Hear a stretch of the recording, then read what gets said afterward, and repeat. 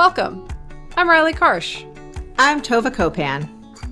We are thrilled to bring you the We Go Boldly podcast. Let's talk big burning questions, life changes, and maybe a bit of personal business. Let's be bold and brave together. Are you ready? I am. Here comes the show.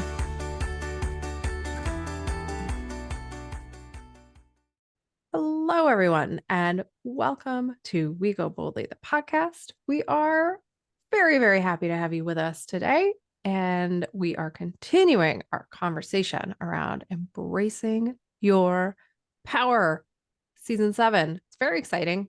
I am one of your co-hosts, Riley Karsh, and I am, of course, here today with my amazing, fantastical, wonderful co-host, Tova Kopan. How are you today, Tova? What's happening? I don't know. I think I'm good. I think we're going to go with good. The last week and a half has been bumpy. Yes. And I am hoping that by the time this comes to you folks, which is like in a week and a half, that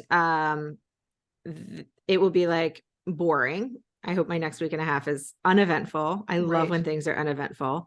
But the last week has really forced me to kind of have a reckoning with myself and the universe. And the universe has sent me increasingly loud and difficult signs to remind me that I cannot control everything and that I need to work on reminding myself to surrender and trust and let go. And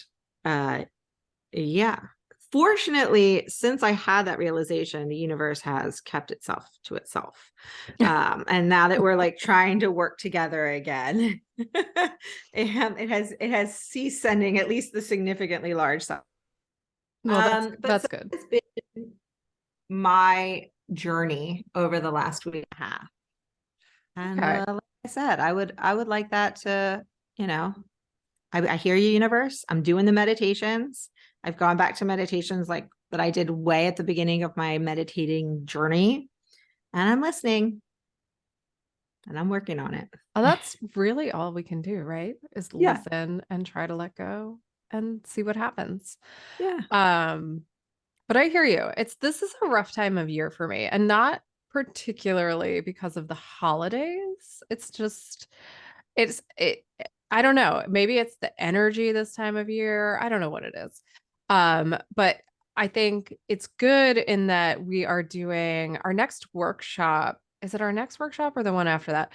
One of our upcoming workshops that we're doing is on energetic boundaries. And I'm glad we're doing it because I think I need to strengthen mine. I think I need to go back and be like, oh, right.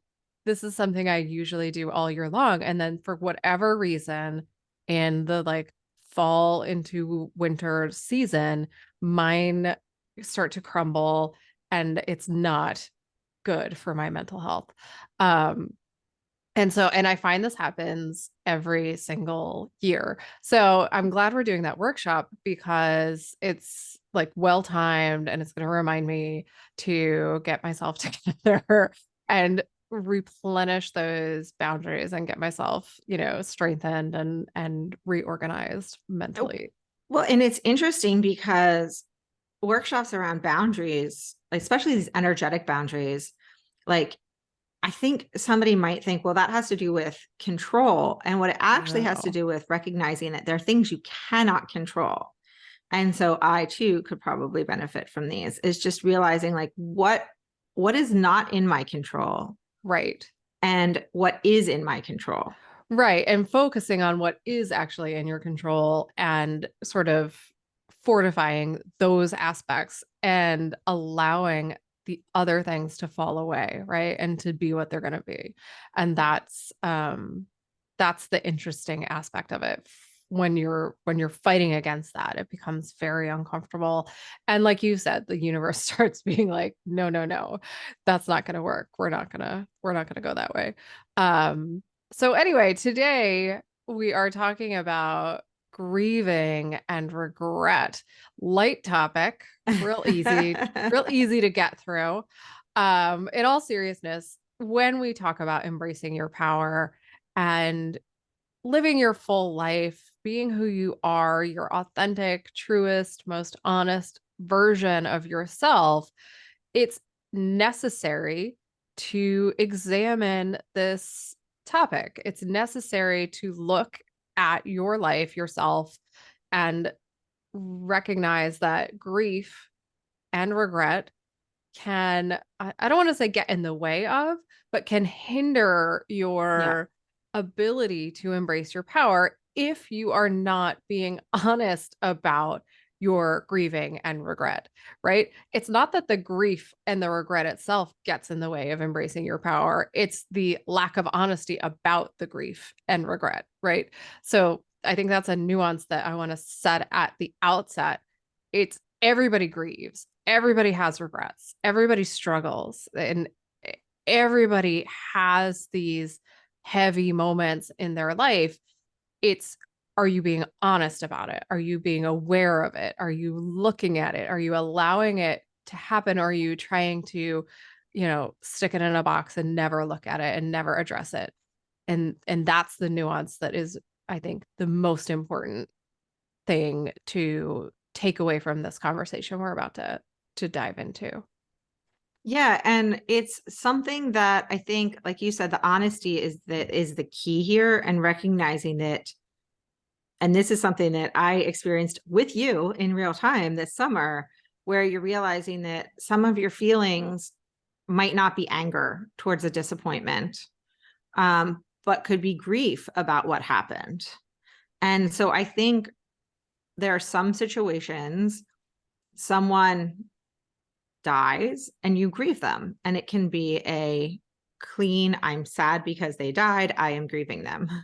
And like you can very easily connect those dots. But other times there is a loss of some other kind that is hidden behind other feelings. And so you're not able to grieve it because you don't know that the grief needs to happen. And with a lot of grieving, even with the loss of somebody, there can be anger related to it. There's all sorts of things that happen, and this whole season is about us figuring out what we need to do so that we can take those steps to embrace our power.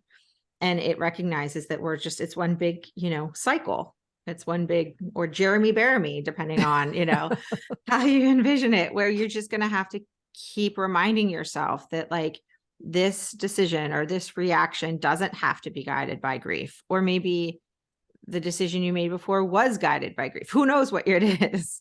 But anyway, we can just hop right in with some definitions, I think. Yes, love a definition. So here are some definitions to help. And so regret. We're talking about grief. We're talking about regret. Regret is deep sorrow, especially that's caused, now it says by someone's death. That seems to be the go-to in the grief and regret world. But also a deep and poignant distress caused by, or is if by, bereavement. But when you pull back a little, regret is often what we experience when we look back and we realize that we did something or something happened and we realized we could have or should have handled the situation differently. The problem with that, of course, and we'll get to this more after we get through the definitions, is that we are looking at it from the information that we have now, not the information that we had then. And And I just want to highlight not just the information, but the space, the geographic location, the distance, the like the maturity. the mental health, like everything is different today than it was in the moment that you made the choice that you're regretting, right? Or the whatever it is that you're regretting. So I think it's really important to bear that in mind. And I say that for myself as much as anyone else, because we all have regrets. I don't know anyone that has zero regrets in their life. Right. So grief is a feeling of sadness, repentance, or disappointment over something that has happened or been done. And then grief, the verb, that was grief, the noun, but grief, the verb is to feel sad or repentant or disappointed over something that has happened. Now, when you start the research on grief and regret, it is lots of reading about how to deal with regret related to someone's death. And that's the grief. But then when you dig a little deeper, I found this world of self-grieving. And that is when we experience adversity, the brain has a tendency to create false stories in order to make sense of our suffering. And it causes grief. And so the problem of that, and the example that they gave is like, if you are neglected by your parents, as children, we want to look up to our parents. We want them to be perfect. We want, in our own minds, right? We want all of these things and beliefs to have. So as kids, we're not going to recognize that we were neglected by our parents. Instead, we might carry something with us like, I'm a bad person. I am unlovable. I'm deserving of this. And we put it on ourselves. And so I thought this was such a good example of why it is so important to make sure that you take these steps to deal with your grief. Because if you are carrying that thought, even subconsciously, into your adulthood and into your life that I am unlovable, that's going to land you in boatloads of bad situations, relationships, careers, just all sorts of bad places. And you might not even be willing to carry or to recognize that that's what's happened. But it's when you look back and you look at your experience or your childhood and you're like, oh, I was neglected. And I think this can happen a lot for parents, if we're talking about this particular experience, for parents when they become parents and they look at the behavior of their parents and they're like, I would never do that.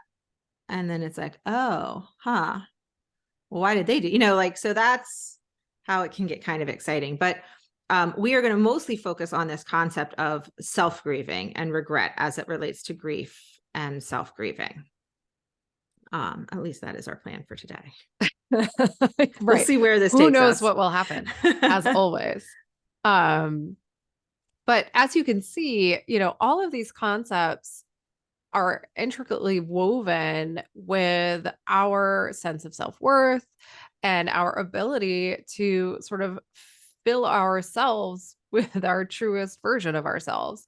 Because if you're spending your time kind of living in the past, if you're spending your time living in regret, living in grief, it's very hard to focus on who you are today and who you want to be and how you want to be.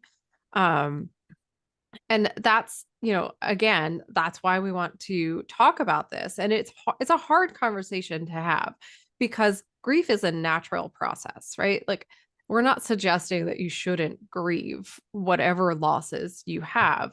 We're suggesting that you should be honest about the grieving and that you should try to the best of your ability to allow the grieving process to happen. Some of us fight tooth and nail against the grieving process. And, that's also somewhat natural, right? Like nobody wants to grieve. It's not fun. It's not like, ooh, yay, I get to grieve today. But the more you fight against it, the worse it gets for you. And I just want to back up for a second and say, one of my experiences and one of my takeaways from my own therapy process is that anger is often a mask for sadness. And so if you are grieving and you are in anger, and that a lot of people do, and I certainly did, um, and that's natural and normal and okay, and whatever you're feeling is okay. It's it's often like the next natural step is to break through that anger and get to the sadness. And so if you're stuck in anger, don't don't worry. Like you're going to get to the, oh, I'm actually really sad now. And then once you get to the sad, maybe you'll go back to the anger. So grief is one of those things where you sort of work through all the stages and all the steps, and you sort of like sometimes you mosey back and forth between all of them. and Right. and that's just how it happens. And if somebody's telling you you're not grieving right, like do not listen to them. That there is no right way to grieve. It's interesting because in some of my research, they actually said, like, when you're talking about this concept of self grieving, there isn't a blueprint for how to do it. It's not, we have blueprints for how to grieve someone who has passed away. Not that grief feels the same for everybody, but we have a funeral or a memorial, or like there are these steps that like society has said this is what you do when somebody passes away. And those steps don't exist when you're self-grieving. And Right. I want to point out something you said. You said we're not saying grief is bad.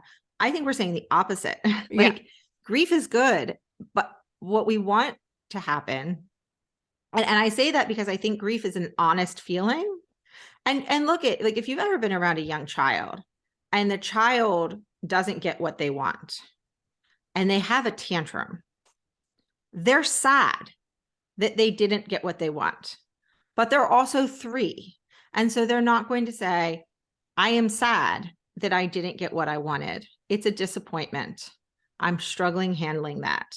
Instead, they're like, I hate you, mommy, and I'm going to throw this car at you because you didn't give me my lollipop, like, Yes. and that's what happens when we're adults too. And it is because just like that toddler, we sometimes struggle to figure out what we're actually, not sometimes, we struggle to figure out what we're actually sad about. And so I think the take home of this could be, we want you to be honest with yourself about what you're grieving. Yeah. And, I think of, if you've lost a parent, and I have not, so this is conjecture. But I do know in research that I've done, like in college, that there's a lot of feelings of abandonment when you lose a parent. So your parent dies, a car accident, something horrible, cancer. I mean, it's always horrible. Something completely not their fault. And you have those normal feelings of sadness, of missing them. But you could also get feelings of anger because you were abandoned. And it is not I have not had those feelings because I've had that experience, but I've had other feelings where I'm feeling things that I don't like, that I'm feeling, that I'm uncomfortable feeling. I don't want to be angry. You don't want to be angry at a parent who has died to no fault of their own, but you still have these feelings of abandonment. And I think so then it's very confusing. And so what we're saying is, even in like a way less extreme example, you need to take the time to figure out what your feelings actually are. Because like we've always said, you need to feel your feelings, but it doesn't benefit you to feel like, I don't want to say the wrong feelings, but like misplaced feelings. It's not now, it might help you get to the underlying feelings, but it takes a lot of self-reflection, and often self-reflection that does not make you feel good. Yeah. Well, and I do also want to say sometimes the actual like underlying feeling is just too much. And Yes. sometimes it's too hard to feel it. And especially when we're talking about a loss of some kind, right? Whether it's a death, or if we're talking about um once you've recognized that something was, horribly traumatic in your life and you want to, and you're grieving that, um, sometimes it's easier to be angry than it is to be sad. Sometimes it's easier to be sad than it is to be angry. It depends Yeah. on who you are and how you function in the world. Um, And that's okay. Like it's okay if you need to protect yourself for a while and deal with things that way. And it's you have to do what's right for you. And I would encourage anyone who's dealing with that scenario to seek professional help and to find a therapist who can help you work through that because that's really, really hard.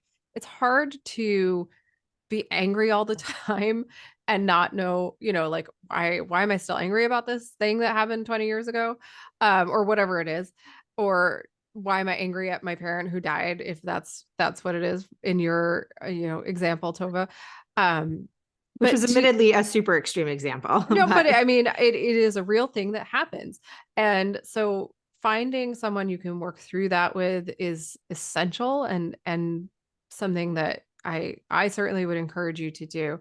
But I think it's important to recognize that when we are experiencing a feeling and we don't know where it's coming from or why it's so extreme, it's good to look at it and try and sort of work through what maybe it's covering up or what else is going on. And it's okay if it's covering up something that you're not ready to explore, but at that point it's really, really good to find somebody to help you work through that.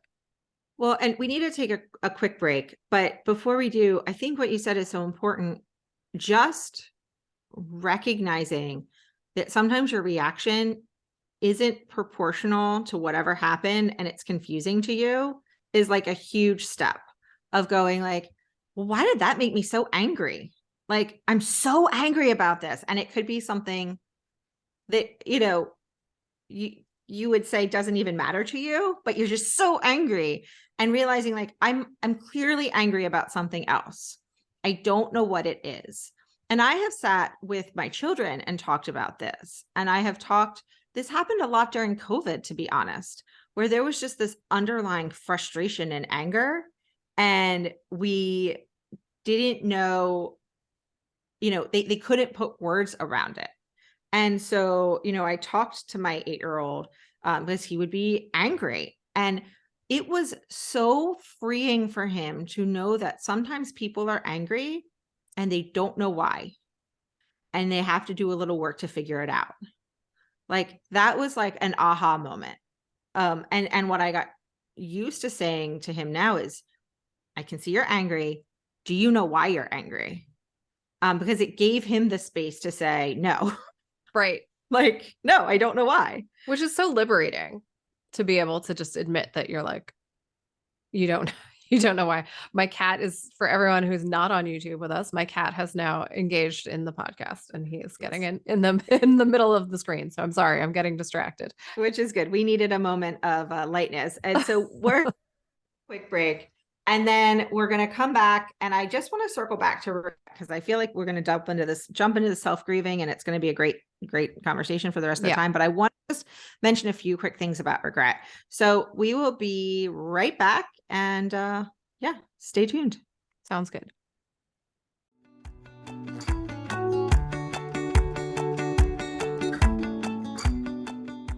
Tova here. I'll admit, when I think of a coach, I immediately think knee-high socks, whistles, and clipboards.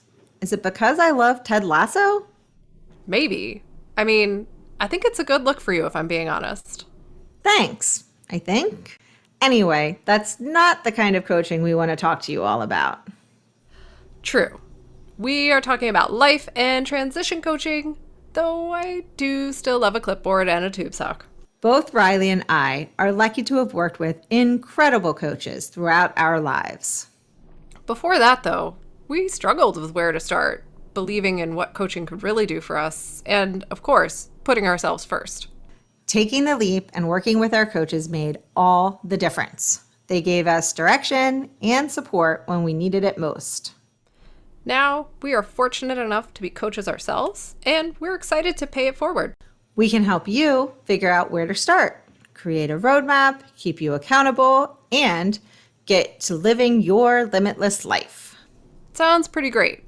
So if you want to figure out your next steps, check out our services at goboldlyinitiative.com/services. We can't wait to talk to you. Now, back to the show. Okay. So welcome back. Like I said, I just want to touch on some things about regret so that we kind of have a baseline. And there's something about regret that I thought was really interesting where it says that it compounds our feelings of grief. So I think sometimes it's easier to look back on the past and say that there's things that you regret, but you're not dealing with like the underlying reasons of maybe why you regret them. Like you could say, well, I regret going to that college. Okay, but like, why did you choose the other college? Like, was there something in your life impacting that choice? And obviously, like you said, Riley, we were the people that we were then, which, is not the people we are now. But there could have been other things happening that you're not even recognizing that made you make these decisions. And so I think it's important to know that I think regret is one of those other sort of top layers of feelings that like is often there covering up something else. And it could be hiding it purposefully, or it could just be the first feeling, the top layer, the icing, so to speak, but like bad icing. Um, Icing that's gone bad. yeah, icing Definitely. that's gone bad. And I think that, like um it regret can and has been shown to, like, if you're constantly regretting something, it could be a painful feeling, a painful experience, have really huge impacts on you physically and emotionally. Like, obviously, it can cause mental health issues. I think everything can cause mental health issues. We figured that out. But it can also result, this chronic stress. It could result in chronic stress where the way I always describe it is like your bucket is just full all the time. Like it's just to the top. So any little thing just cause you to pour over. And chronic stress is so bad for your body. And it can cause hormonal issues, immune system issues. So, like I said, it's that kind of top layer that often is a companion with grief, but we sometimes don't realize that it's a companion with grief, because it is a lot easier to just look at ourselves and look at our own regret and look at our own behavior and take control and not realize that there's things we need to surrender to the universe, but also recognize that there's things that were outside of our control, especially when we're looking back on things that happened when we were kids. Yeah. Well, and I think that is extremely important to recognize. If you as an adult are looking at you as a child and judging your behaviors and going, I can't believe I did that, or I can't believe I made that choice, right? Labeling those behaviors that you undertook as, as a minor with your, if you're 30, 40, 50, however old you are, with the lens of an adult, and you're judging that and you're judging it harshly. Think, you've got to look outside of that and think about it as if you are two different people, because you are. You're not, you're not the same person anymore. You may have the same core values in some way, that, we've talked about that before, but you as an adult are not you as a child. And you as a child were owed a great deal of protection. And if you did not get it, that is not your fault. And so to look back and suggest that in some way you failed, or you're bad, or you don't deserve love, or whatever negative aspect you're putting on yourself as a child, that's outrageous. And if it happened to a different child that was not actually you, you would say that is outrageous. So to do it to yourself is unfair. It's an unfair regret. Now you can grieve it, but grieving it is different than labeling yourself in some way that is negative, right? So again, it's a nuance that I think is really important that we start looking at. Like, if you're looking at your child self and going bad, unworthy, unlovable, whatever negative thing label you're applying, even your 20-year-old self, I mean, which I've done as a 40 something year old person. And I say excuse me. until your prefrontal cortex was developed. Right, right. And looked at those decisions and gone, oh gosh, like, what a bad person. If you're doing that, you've I just encourage you to stop and think, would you do that to somebody who is not you? Well, so I know I don't talk a lot about my marriage on the podcast, and I let little, crumbles sort of fall out. And maybe we'll have a big podcast one day and maybe we won't. I have no idea. But I'm turning it over to the universe. But I have had the experience where, and I think others probably have too, and this was related to my marriage, which has a bunch of grief and regret wrapped up into it with a, nice big smorgasbord. But where I would tell somebody else what was happening or what happened, and the look on their, and I was saying things, I was like, it's not great. It's not great. This is happening. And the look of horror on their face is what started hitting me like, oh, because we normalize things. Right. We normalize so many things and don't feel guilty about it. We have to. We have to normalize things to be able to get out of bed and go to work and hug our kids. And as a child, to go to school To and do survive. great, to survive. Normalizing is a survival skill. Mm-hmm. And it is something that we have to do. So there is no regret attached to that. But when you start peeling back the layers and you realize that what you experienced wasn't normal, and beyond that is not okay, that is when there are a lot of big emotions that happen. And that's when I'm like, go seek therapy.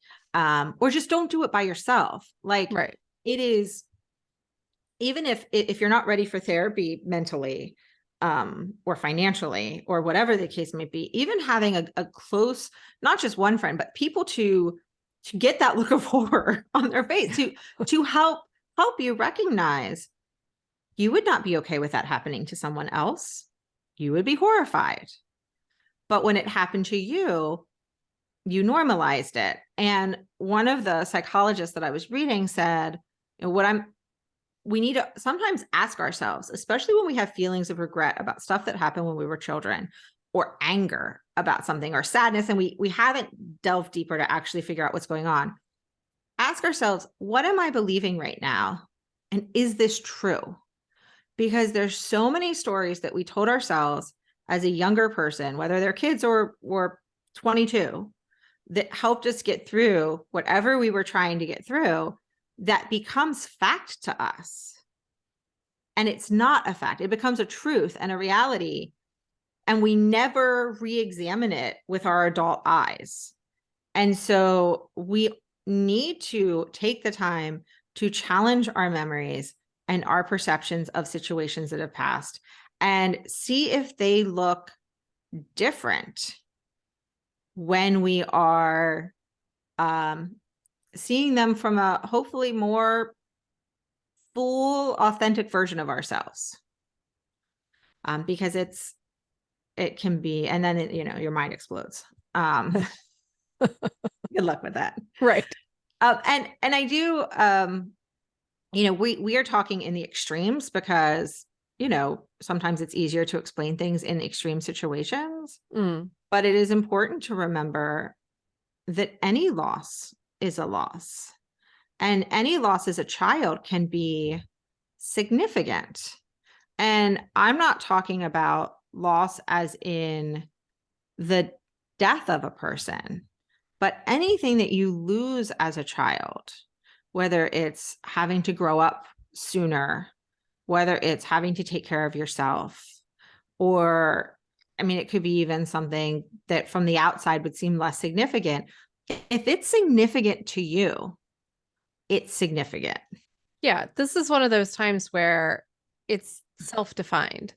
It's what does it feel like to you? It doesn't matter what other people perceive. It matters how you perceive it.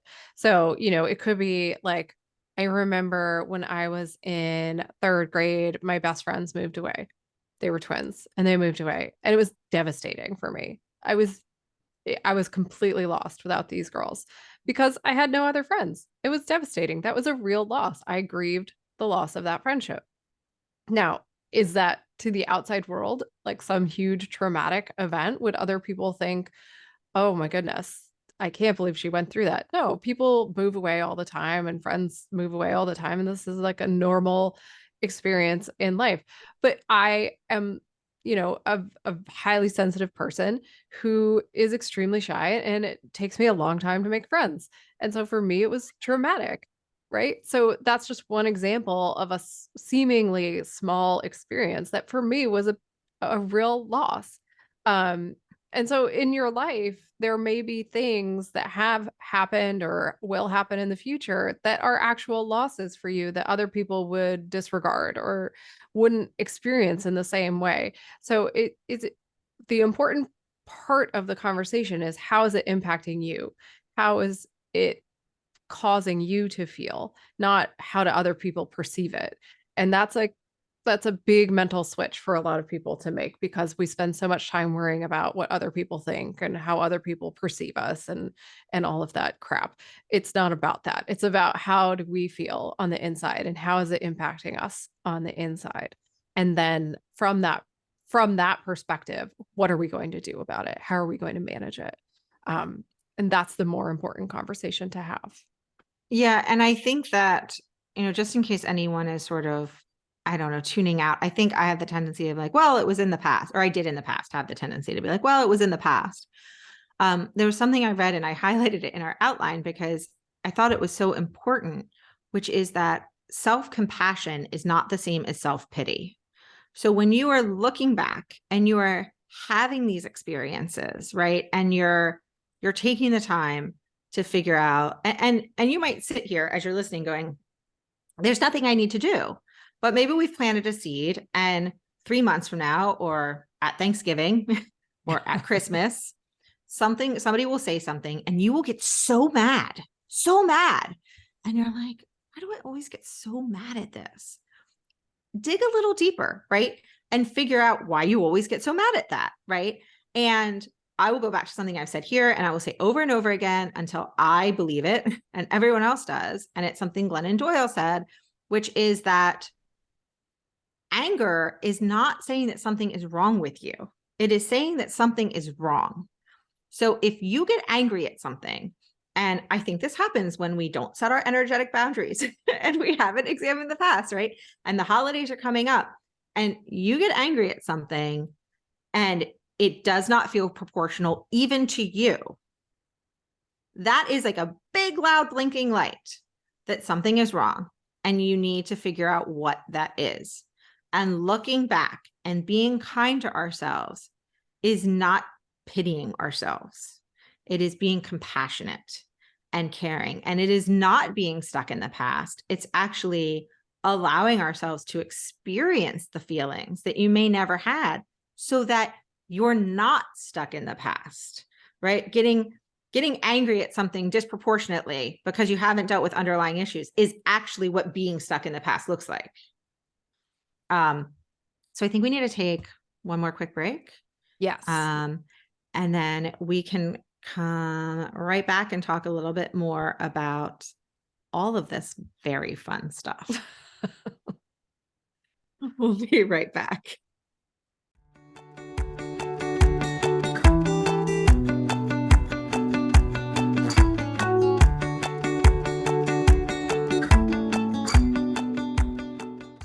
Know what I really love to do? Take baths, go for walks, read, drink margaritas, hike. Yeah, not what I was referring to. We're recording a commercial right now. I do, but I'm thinking outside the box, being adaptable. As I was saying, what I love to do is host our live monthly workshops. Oh, right. That's what we were talking about. Me too. They are a lot of fun to put together and host every month. And we can bring margaritas, so join us for live conversation as we get a bit deeper into topics near and dear to our hearts. We go through everything from self-care to setting boundaries. We share coaching tips, practical advice, and take questions from the audience. It's a whole lot of fun. Sign up for our newsletter today at goboldlyinitiative.com/contact to make sure you hear about all the upcoming Go Boldly workshops. You definitely don't want to miss out. Now, back to that show.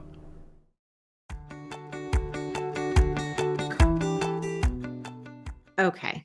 So welcome back, everybody. We're talking about, we've kind of got to the heart of this concept of self-grieving, right? And I want to highlight, what you said again, Riley, just because we all need to hear it, which is it does not matter what anybody else thinks is worthy of grief or sadness or anger.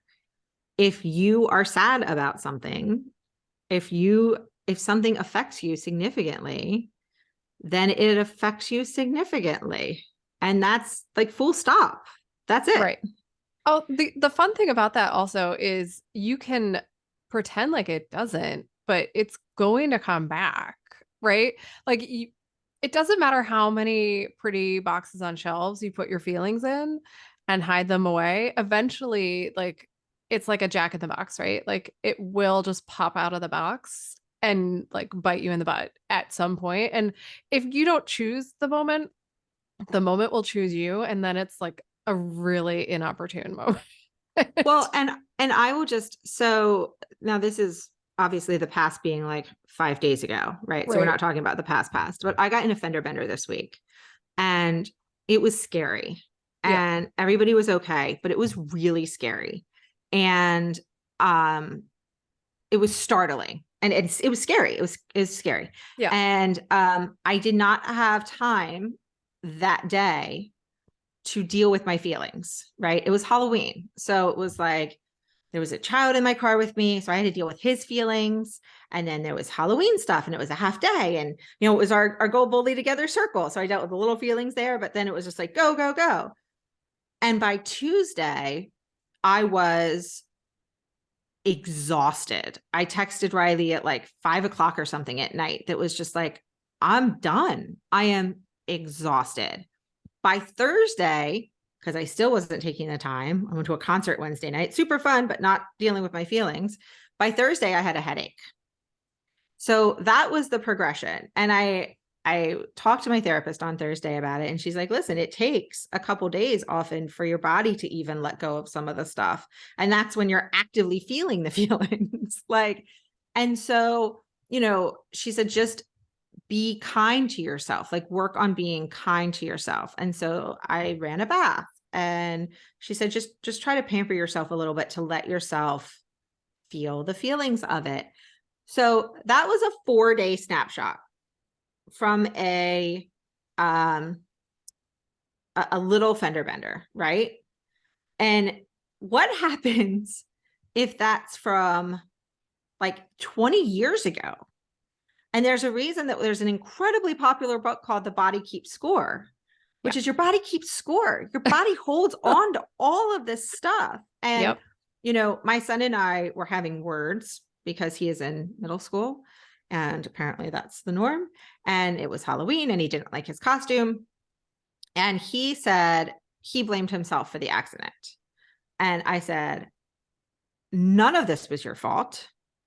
I am in control of my own emotions, sometimes not very well, but like I think I said I'm responsible for my own emotions Right. and I'm responsible for my own actions. And I said that over and over and over again. And I don't know if he believed me, but I will keep saying that to him, that I am responsible. Like you're not responsible for taking care of me. And you're certainly not responsible if I have big emotions. That's on me. But I think about what would have happened, and hopefully this won't be a moment that he's grieving 30 years from now, but like, what would have happened if I hadn't said those things to him? And he blamed himself for this. Now, once again, nobody was hurt. It's, a bumper. That's what they're for, I suppose. But like, what if he was carrying him with him for a very long time? And think about how kids' minds work, where Right. things are bigger than they actually are. Everything's bigger. Everything is felt stronger than they probably would be as an adult, right? Because they haven't been through as many feelings, right? Things taste different when you're a kid, like just like our taste buds, our emotions get worn out as we get older. And so, like, I just think like in somebody 30 years from now could be like, why are you so upset? It was a fender bender when you were 11. But to him, it could be, hopefully not, but it could be like a huge thing. And so I think that is how, going back to what it means to be self-grieving and what it means to not judge your own feelings. You don't get to judge what the child version of yourself or the teenage version of yourself felt. It's not worth it. It just is what it is. And so in the first step, as I was reading, that they said the first step that we do to self-grieve is to admit that we have experienced a loss. And I think that can be the hardest part, is even admitting that there is something to grieve. Yeah, I think that is absolutely the hardest part, because in that process, it may require you to admit that, your parents failed you, or that a system failed you in some way, or that, things weren't as perfect as you thought they were, or, that there's work to be done. I mean, there's so many things that may fall out after that one step, that it takes a lot of courage to take that first step and to say, yep, this happened and it actually wasn't normal, or it wasn't like Right. okay, or it didn't leave me feeling good. And that's a really scary first step to take, because you don't know where it's going to lead and you aren't in control of the outcome now. And to admit that, you know, something happened and it's left you feeling somehow less than, right? Whatever that less than is is a really hard thing to do. And that's why we suggest therapy. That's why we suggest life coaching. That's why we suggest, doing this with some guidance and help. Um, because it is hard, it is scary, and it can feel overwhelming. However, it's extraordinarily satisfying once you Mm-hmm. start the process and you actually see that there is space to move forward. You don't have to stay stuck in that place you were in 5, 10, 15, 20 years ago, right? Because if you never start this process, you will always be that person you were on that day that whatever happened happened. You'll never get past being that person. And I think, and this is where I sort of had some aha moments that once again, Riley got to watch. Um, when you're feeling anger towards the past or sad, whatever, towards the past, or, you've gotten far enough in the process and you're like, okay, I admit that something was wrong, right? Like something was wrong and I'm angry about it. But the next thing you want to say in your head is, but there's nothing I can do about it. There's nothing I can do about it. I can't change the past. And I think that's where a lot of us stop, right? And we kind of Mm-hmm. throw up our hands and we're like, I can't change the past. No, but you can grieve it. Yep. You can acknowledge what happened. You can admit that something happened. You can admit that you experienced something that you shouldn't have experienced. And once again, this could be something that the outside world considers very, very small, a very small slight. An adult being unkind to a child is something that a child shouldn't experience. So if a teacher was unkind to you, if a relative was unkind to you, even quote, just in words, you are allowed to have that be a loss for you.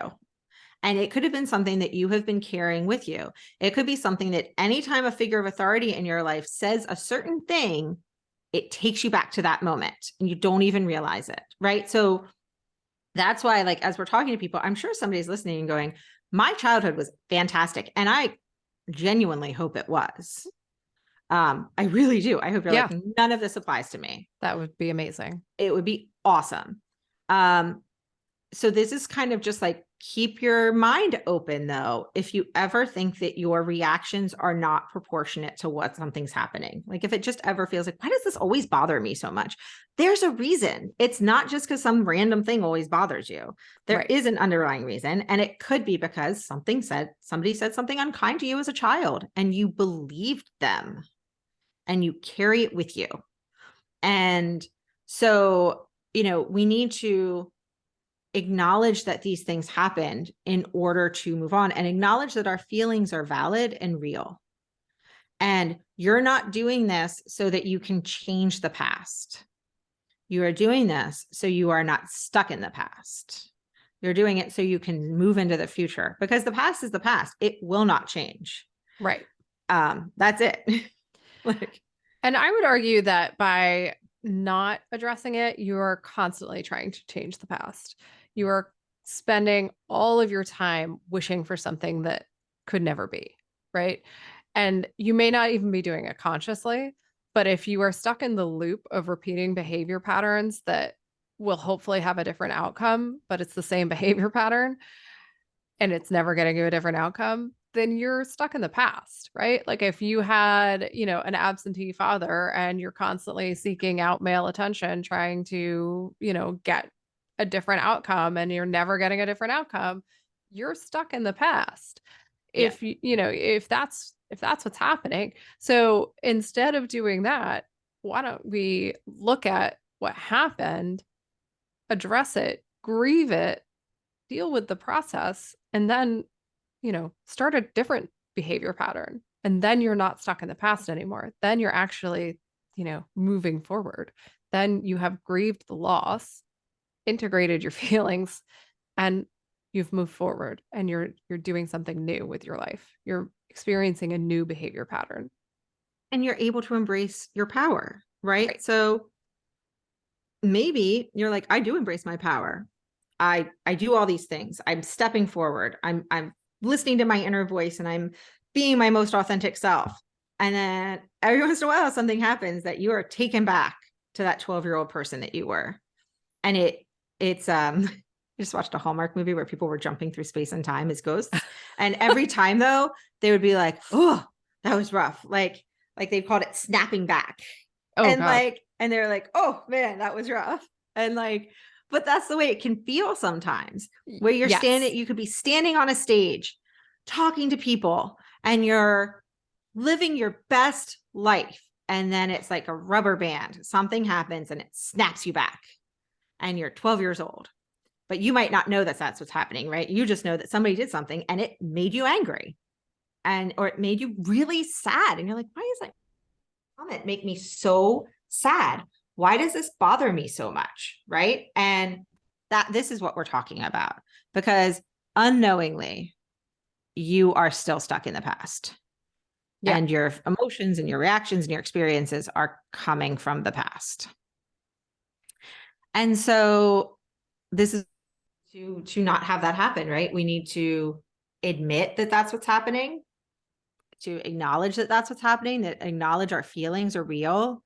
And then we need to try to, and I thought this was interesting, integrate our past experiences into our present reality, right? And the only way you can do that is if you're acknowledging that they exist and you acknowledge that they happen. But that's how it kind of all comes together. And that's also, if you're having physical reactions to things, that's also how you can heal your body, and whatever your body has been going through. Yeah. Even know your body was going through. Right. So And then just, go ahead, Toma.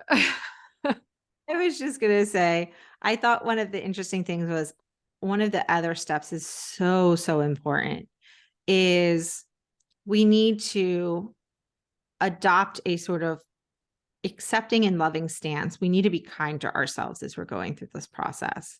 It is so important. And we need to allow ourselves to mourn and to honor the pain if that's what we need to do. Because it is very, very real. Yeah, I think that's one of the harder steps as well, right? Like I think you start and end with the hardest parts, which is always fun. But when you can learn to, I don't want to say love the pain, when you can, but that's what's coming to my brain. When you can learn to love the parts of yourself and your experiences and your life that built you into the person that you are now, even though you wouldn't necessarily choose for them to have happened, right? You wouldn't choose that again, right? You wouldn't necessarily Yeah. like have decided that this is the path you wanted to take but if you can learn to love that part of yourself because you love who you are today, that's that's the integration. That's how you pull yourself all together, which is hard. I mean, I'm still working on it personally, and I think I will be Well, forever. and I thought so. I just listened this month to, or last month, I guess, to Viola Davis's book, her memoir, Mm, and it is phenomenal. And I highly recommend that you either read it or listen to it. But she talked about going to therapy, and she had a traumatic childhood. yes. Yeah. Lots of love, but lots of abuse and poverty and food insecurity and racism. I mean, just you Yeah. name it, she experienced it. And she was talking about her experiences, though, talking to her therapist and working through all of those feelings. And then kind of looking back on the younger Viola, the younger version of herself, and being so sad for that person. And at some point, though, as she got farther along in the process, her therapist said, why? Like when she felt those feelings, like, why are you still carrying that? She was a survivor. Like, and look at where you are now. Like, and once again, that was after a lot of therapy. This Right. was not the first conversation, but this is what you were talking about of looking at where you've come and how you got there. And this is not silver lining anything. This is like after you've done the hard work. But saying she was a survivor. She got through all of that. And look at who she became. Right. Look at who you are now. And we're going to celebrate her because we've taken the time to acknowledge the feelings and feel the feelings and also recognize they'll come back again because that's what they do. Yeah. Um, but we don't have to, you know, once you acknowledge the past, you can say, wow, look what I got through. Look what I did. Look what I handled. Look how I turned that into. And that's not something you can do if you're not acknowledging and admitting your feelings in the past. Right. And it's a way to fully embrace your power Yeah. because your power is who you are, and who you are is derived from all of those experiences, the good, the bad, the neutral.